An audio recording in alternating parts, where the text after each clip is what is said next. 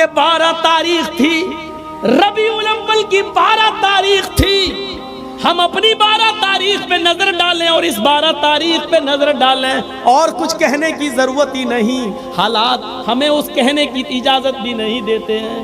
میرے بھائیوں سنو کیا کہتی ہیں فاطمہ، وا کر بابتا منا جا برب بندہ، ہائے میرے ابو، آپ کو آپ کے رب نے بلایا اور آپ چلے گئے، آپ نے اس کی دعوت کو قبول کر لیا، یہ بھی نہیں سوچا کہ آپ کے چاہنے والوں پر کیا بیتے گی، یہ بھی نہیں سوچا کہ آپ کے چاہنے والوں پر کیا گزرے گی، کیا گزرے گی۔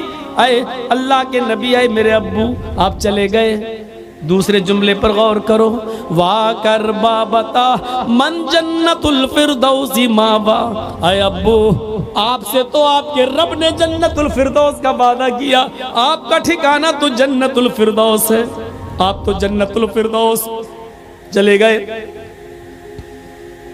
تیسرے جملے پر غور کرو، وا کر بابتا الا جبریل ننا، اے ابو اب قرآن کس کے اوپر نازل ہوگا، اب جبرائیل قرآن کی آیتیں کس کے اوپر لے کر آئیں گے، اب قرآن کس پر نازل ہوگا، آپ نہیں تو قرآن بھی بند ہو جائے گا، اس کی آیتیں نازل ہونا بھی بند ہو جائے گا، اس لیے کہ صاحب قرآن ہی نہیں رہا تو قرآن کس پر نازل ہو۔ نہیں اے ابو میں جبریل کو منع کر دوں گی، اب وہ قرآن لے کر نہ آئے، اے ابو اب میں جبریل کو روک دوں گی، اب وہ قرآن لے کر نہ آئے، اس لیے کہ صاحب قرآن نہ رہا، اس دنیا میں صاحب قرآن اب نہ رہا۔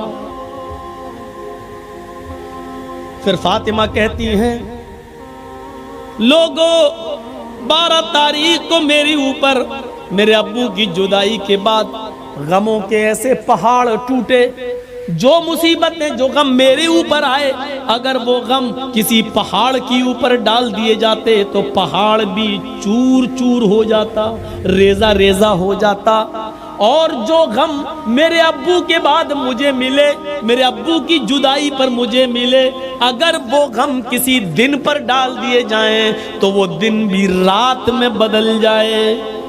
اب سنیے میرے بھائیو، سب سے پہلے ابو بکر صدیق نے نماز جنازہ پڑھی، اس کے بعد عمر فاروق نے، عثمان غنی نے، حضرت علی نے، پھر صحابہ نے، لوگ آتے گئے نماز پڑھتے گئے، پھر بعد میں بچوں نے، اور سب سے لاسٹ میں عورتوں نے، عورتوں کے بعد سب سے لاسٹ میں بچوں نے۔ میرے بھائیوں لیکن آپ کی جنازے کی نماز کسی نے پڑھائی نہیں ہے، لوگ اس حجرے میں آتے تھے، پڑھ کے نکل جاتے تھے، پورا دن اسی میں گزر گیا، پوری رات اسی میں گزر گئی۔ کچھ لوگ ایسے تھے جو دور سے آئے، اللہ کے نبی صلی اللہ علیہ وسلم کی بیوی سے کہنے لگے، امی عائشہ ہم رات میں پہنچے ہیں، دور کے رہنے والے ہیں، ہمیں نبی اکرم کا چہرہ دکھا دو۔ تو انہوں نے سر کھول دیا اور کہا دیکھ لو۔ کہنے لگے وہ صحابی، آئے امی عائشہ ہمیں اندھیرے میں نبی کا چہرہ صحیح سے دکھائی نہیں دے رہا ہے، تو چراغ جلا دو، کچھ روشنی کر دو۔ تو حضرت عائشہ کہنے لگی، آئے محمد کے ساتھی ہو، میرے گھر کی اتنی انسلٹ کیوں کر رہے ہو، میرے گھر کو اتنا ذلیل کیوں کر رہے ہو، مجھے اتنا رسوا کیوں کر رہے ہو۔ اس صحابی نے کہا، امی عائشہ ہم آپ کو انسلٹ کیسے کر سکتے ہیں، ہم تو اپنے نبی کا چہرہ دیکھنا چاہتے ہیں۔ تو امی عائشہ نے کہا، لوگو میرے گھر میں اتنا تیل بھی نہیں ہے کہ میں چراغ جلا کر تمہیں محمد رسول اللہ کا چہرہ دکھا سکوں۔ یہ اس گھر کا حال ہے۔ آؤ میرے بھائیو آگے چلو، چلو آگے۔ حضرت محمد رسول اللہ کی جنازے کی نماز پڑھ دی جاتی ہے، دفن کر دیا جاتا ہے، اور دفنانے کے بعد پہلی اذان کا وقت ہوتا ہے۔ حضرت بلال کو آواز دی جا رہی ہے، آئین البلال، بلال کہاں ہے؟ بلال خاموش کھڑے۔ لوگوں نے کہا بلال کیا ہوا؟ اذان دو، وقت ہو گیا ہے۔ حضرت بلال نے منع کر دیا، لوگوں حضرت بلال نے منع کر دیا، لوگوں محمد رسول اللہ کے رخصت ہو جانے کے بعد اب ہم سے اذان کے لیے مت کہو۔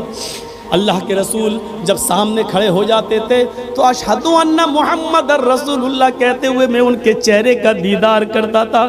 اب نبی ہمارے سامنے کھڑے نہیں ہوں گے تو میں کس کا چہرہ دیکھوں گا؟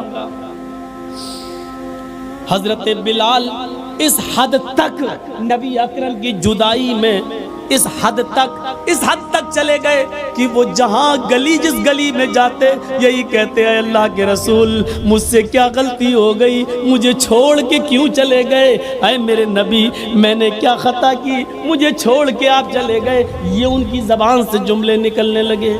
لوگوں نے ان کو مدینے سے باہر بھیج دیا، یہاں رہیں گے. مسجد نبی کے بغل میں روضہ رسول کو، نبی اکرم کی قبر کو دیکھیں گے تو یہ نبی کو بہت یاد کریں گے. چلو ان کو کچھ مہینوں کے لیے باہر بھیج دیں. 6 مہینے تک وہ ملک شام میں رہے اور 6 مہینے کے بعد انہوں نے نبی اکرم کو خواب میں دیکھا. 6 مہینے کے بعد خواب میں دیکھا تو کہا، اللہ کے نبی خواب میں ان سے کہہ رہے اے بلال تو میرا مدینہ چھوڑ کے کہاں چلا گیا؟ اے بلال تو میری قربت چھوڑ کے کہاں چلا گیا؟ اے بلال تو میری نزدیکی چھوڑ کے کہاں چلا گیا؟ اے بلال تو مدینے میں واپس آ جا. فجر کی نماز پڑھتے ہی گھوڑا دوڑا دیا اور چلنے لگے. لوگوں نے کہا بلال کہاں جا رہے ہو؟ کہنے لگے مجھے میرے آقا نے بلایا ہے، مجھے میرے نبی نے بلایا ہے، اب شام چھوڑ کر میں مدینے کی طرف جا رہا ہوں. 6 مہینے کے بعد مدینے آئے. مدینے میں پہنچ کر فوراً لوگوں سے پوچھا کہ مجھے محمد رسول اللہ کی بیٹی فاطمہ سے ملواؤ. فاطمہ رضی اللہ تعالیٰ عنہ کی شکل محمد رسول اللہ سے اپنے ابو سے بہت ملتی جلتی تھی، بہت حد تک ایک تھی. لوگوں مجھے فاطمہ کا چہرہ دیکھ لینے دو کہ ان کو دیکھ کر میں محمد رسول اللہ کو یاد کر لوں گا. لوگوں نے کہا بلال تم مدینے سے باہر تھے، ٹیلی گرام کا اور موبائل کا زمانہ نہیں تھا. اے بلال تمہارے آنے سے چند دن پہلے محمد رسول اللہ کی بیٹی حضرت فاطمہ بھی اس دنیا سے چل بسی، وہ بھی اللہ کو پیاری ہو گئی، وہ بھی اب اس دنیا میں نہیں رہی. نظریں آسمان پہ ڈالی، اے اللہ نبی کا غم ابھی بھولا نہیں تھا، کیا ایک اور غم میرے اوپر آ گیا؟ فاطمہ بھی اس دنیا میں نہ رہی. زبان سے نکلا انا للہ و انا الیہ راجعون.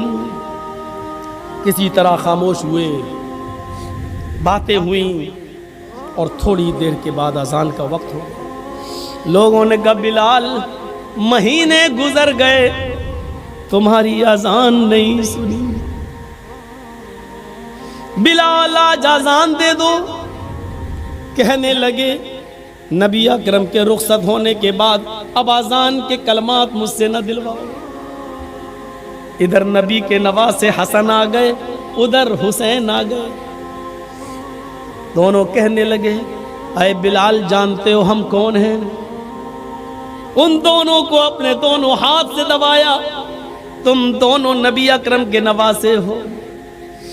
میرے نانا نے کیا کہا تھا؟ جس نے میرے نواسوں کا دل توڑا اس نے محمد رسول اللہ کا دل توڑا. اے بلال تمہیں اذان دینا پڑے گی آج، یہ محمد رسول اللہ کے نواسوں کی خواہش ہے. بلال رونے لگے، چیخ پڑے اے حسن اے حسین تمہاری زبان سے نکلنے والے لفظوں کو اور تمہاری خواہش کو تمہارے نانا نے نہیں توڑا تو میں کیسے توڑ سکتا ہوں؟ میں اذان دوں گا. وضو بنایا، اذان دینے کے لیے کھڑے ہو گئے. وہی اونچائی ہے، وہی مسجد نبوی کا مینارہ ہے، وہی کانوں میں انگلی دی ہوئی ہے اور اسی جگہ پر اذان کے کلمات بلند ہو رہے ہیں. حضرت بلال کی اذان سننے کے لیے لوگوں نے پہلے ہی مسجد بھر دی.